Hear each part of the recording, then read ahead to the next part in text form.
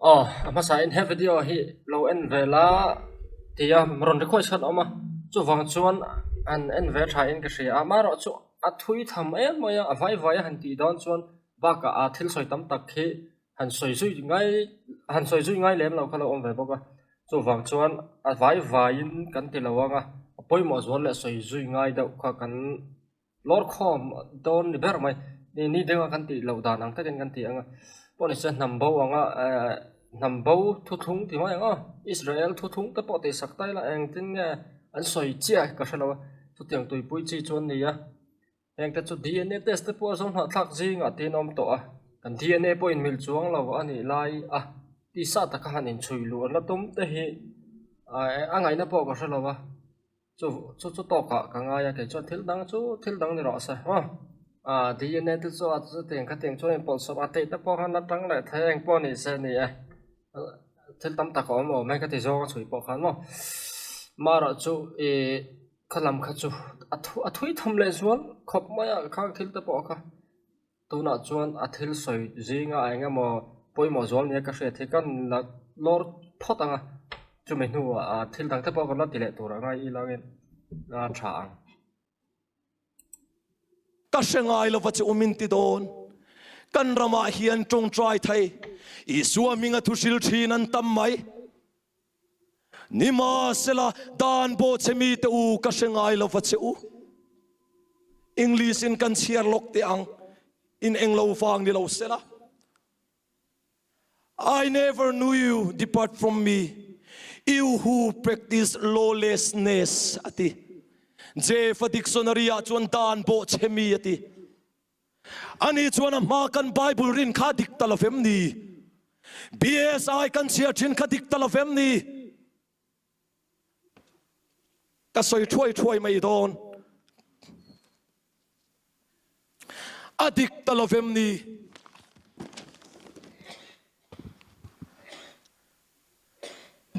Bible an lelin donin mitin rengina anrin thai na turin an siam rem ti ani Vinia hian Jeremiah zia ka chuan an pen do thai mangte inati Jeremiah zia ka lali suan ti hianati kan pathian in ti hianati Hallelujah, amen.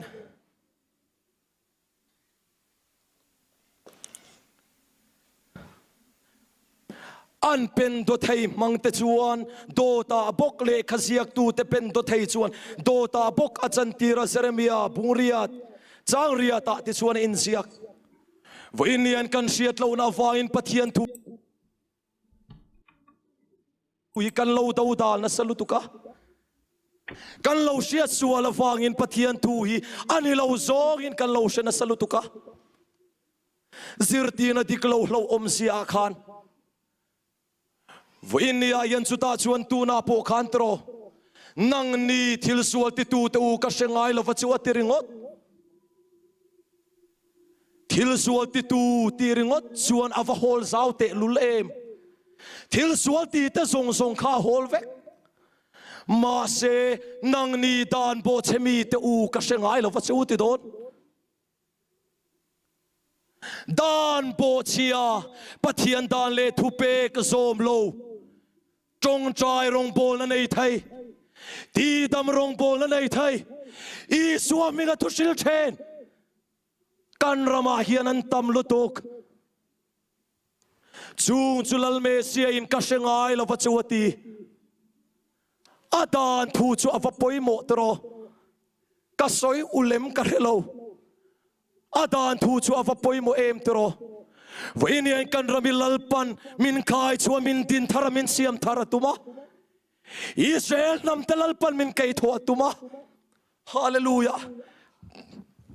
kan trong trai le lok tiang pathian ma kunin trong trai ang u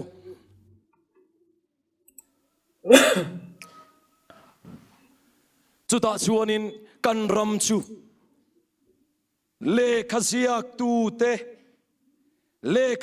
tu te pen do thai chuan do ta bok achan tira atia kan Bible hi do ta an lo chan tir na salutuka sai ha a Bible an hala an hal chan chu an let ling diklo na salutuka mi zo chonga mi mara chongin an le chong vele a then khan a lo dal na salutuka Bible an nol wang ani lova adik lo wang an nol halan ni ti chuanin mara ECMin zela an khungani chung hal tu ta chu voin nia hian nai sia in khom pui atang khan Presbyterian chuan senior department kan ni line kan zir thin nai sia in khom pui lai khan Bible an ti dang lam dan te tuna po pubiak siaman Bible aron letlinga a introduction a khan lelin diklo le pe thena tam lutuka wangin an suspend ti te BSI lo chu ti te awangin an suspend ani kan revek chuda chuan vo in nia po hian tro thil sual ti tu te u ka sengai lo wa chu ti te kha nang ni dan bo chemi te u ka sengai lo wa chu ti ale tur alo nia Bible yan sol nia soi te kha sabati na in ziak veka ma se po chumi Sunday sarin sabat Sunday ka chol nia rin theinan sabat mi mara tan ti to pang ani lo chuan kan soi kim man lo ti lo ma Jeremiah bung re chang re ta le khajiak tu te scribes ti shim man la Israel an sa ko a khan dan zirtir tu ni a dan shilfia tu ni a ziak chong tu ni a mi le khathiam ziak le cher thiam an ni a mi toi tak tak an ni khati hun lai khan wa e sa khot chung changa le khabu le etho ziak sang sang po shilfia tu an ni a adik lo in ziak ti lamani lawa Bible korop Bible hi inti korop ti lamani lawa dan le dun chu ani lo zong in shilfia thin ti ni kang hau kha dan ta shilfia zirtir tu an ni kha ma khati hun lai kan man lai kan chu wangin hi Bible copy hi a korop zia ema Bible text a korop zia soina ni lo renga sa khodang te nial khan jok tur ani a man lo phota chung lai te chriat a that arin oma ani chon khoi ange korop lo chu om Jeremiah na suyan ile Isaiah ziak te Genesis te mi nan khoi le an shem har na tuk to chui chua ngai nam reng lo wa chu wangin apoi lo tuk chu he KJV rui ti chiang renga pu biak sia ma taran soi chua ka pu biak sia ma po in khati khop khan kan Bible man lai ron soi kholo inaron ar chu ko moi lo khopin ron chua tu ani KJV that big lo zia ta tak tas receptas shim po a that big chuan lo zia ta kan soi to kan video pakhata khan khakalo enola thain karenga Bible contradiction ti te historical error ti ang zong a om ve vek a chu proof na thaber ani a ya tham lawa text thabik chuan chu tiang chu a chu ngam thai lo tin jahanian ka mate po kum zabi som paruk na Erasmus sana abela ama nge ni zia kani ti zong te po kan soi to a chu po Greek thu thung thar puwa pakhat ahma lam pangami kha chuang ahma lam pang hau a upa hawa chuang lo renga hel thil po hi Latin Bible le atanga anti anla kol anla kai chon ko la ni ti te thang zong te po kan soi to chung pang po ni san ya in share hat lo hi poyam bi tu te mo thu ziak rin tur ringot ta hi apoi khop mayamo chu chuan ra thalawa chhuwa na sa ni he chiang reng tro apoi train khop mai he a chuan na ho po upalo tak ani Latin Bible anti apo kum zabi pasari na fela tang chu na chuang chung vel chu ne all Latin apo chung lawa zero mana khoi ma sak bera po khona chung lawa hu zela khan an bel chau ti chiang chu tiang vel chu chan chin khan ya ka video pakhata khan awma lo en ulangin chu tiang te ni laya ati zo kan na in ti thin hi chu azia lo mai mara Bible zo tong le ta an le lin dik lo na sat ave ma wanga lo enga mo ni chon om viau maya an tum wanga let ling dik lo luyan ni te phai chon ya han halta po chu om ve veo vai thei e maro chu tiang chu lem lo ni bible chu greek text ringot po sang nga chuang a oma a harsa ni thil hi mo chu wangin ngai to na zim tuk to te mo thu ziak ring tur ringot na borok ang chi tang mani to ka thil hemi thu soi hi dikem chu tiang kha tiang thu soi ang hi thil ni dara ni am ti vel chui chuang lawa enge mo ve ngot kha thalo kap maya tin lawlessness dan sual chu dan bo chiat na ni tia zona le ka thana thil sual ti te chuan dan an bo chia ai nang ring le lin aziak ang le lin khangai lo word for word to thailo KJV pubiak siama le lina me po hian a paraphrase trayo nakina kan la chuwa kang chu wangin word for word to le lin ti ang chi te phai hi chu eng bai pul ma chu tiang am lo KJV hian chu tiang a zom han ti a zom lo chiang khop chung ta po chu nakina la khai khom la khai khin ni la a that keringa a boy thak le ma ya tin Presbyterian ka ushanin senior department a engkuma nga ka shalawani hi senior department ani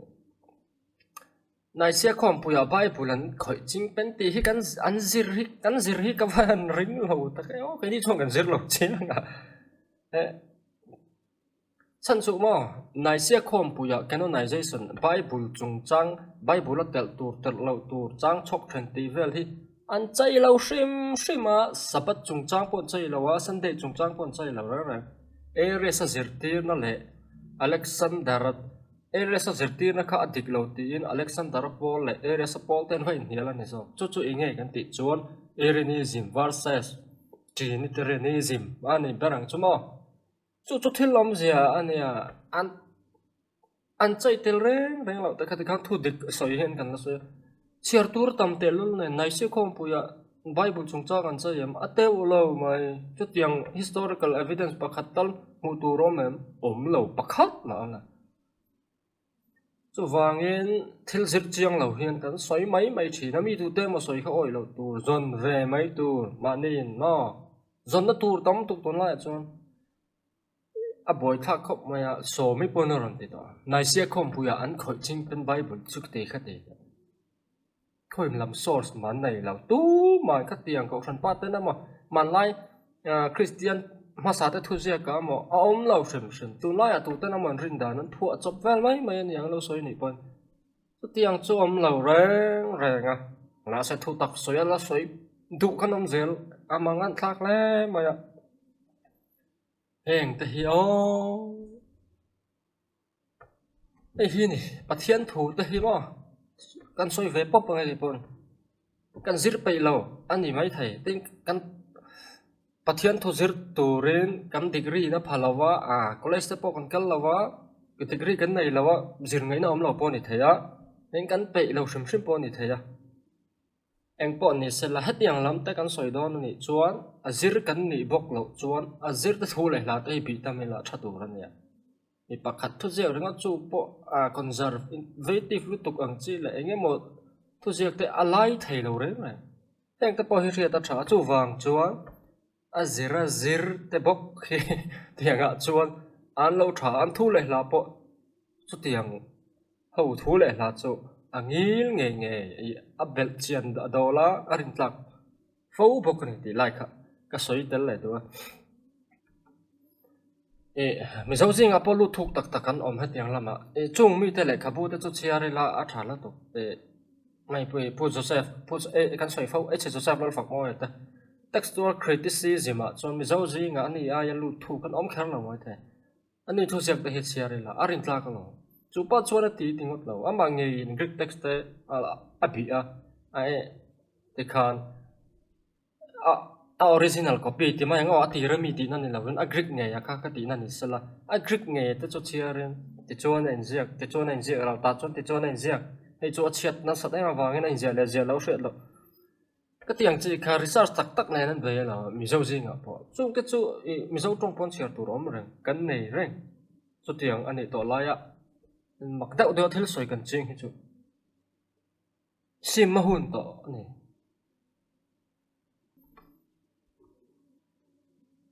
sabat ka chol nia soi theinan rin tlan vek thei turin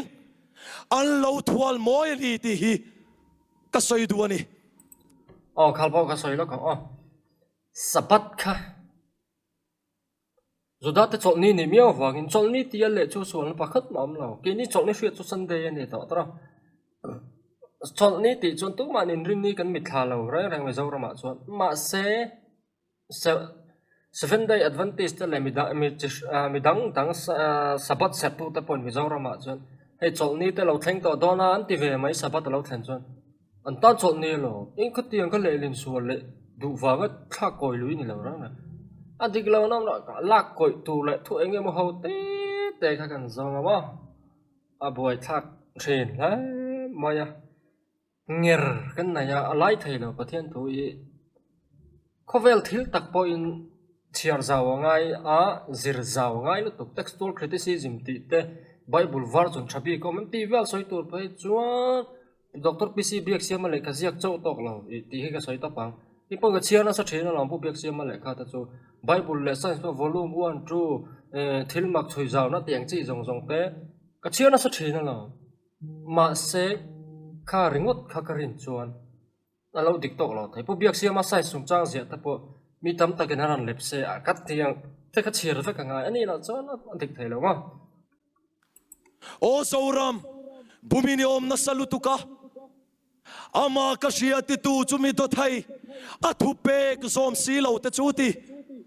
voinian kan rama hian isua ka shiati an tam lutuk lalpa ka shiati po an tam lutuk ma sela e athu pe zom si lo te chu mi to thai langan ni hallelujah amen mi to thai langan ni kan rama hiani ka pui le maya en pu thapap pop zel to maya na takin tlang tau cho na ron soi ngam chong lawa ubiak sema bible le len kha thabik dik bi ke zevi chu ti bi ti zong na ring ti cha chiang renga ala soi zel thau mai theya ti china hengan du to nga tun trum chu ta kan te tun video chu